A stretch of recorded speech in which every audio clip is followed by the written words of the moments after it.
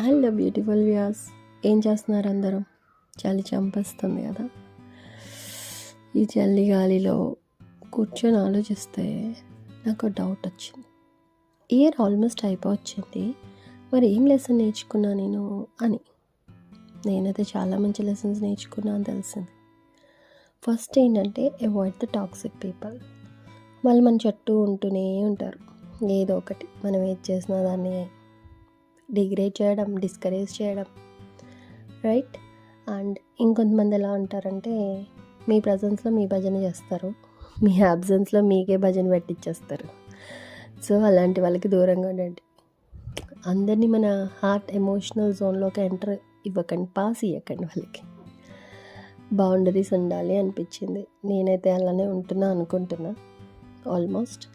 Second thing and self love. అంటే ఏజ్కి తగ్గట్టు ఉండాలి అనుకోవడం కాదు. ఏ ఏజ్ వచ్చినా మన పనులు మనం చేసుకుంటే హెల్తీగా ఉండాలి. ఈ ఇయర్ ఈ లెసన్స్ లైఫ్కి అప్లై చేసుకున్నా.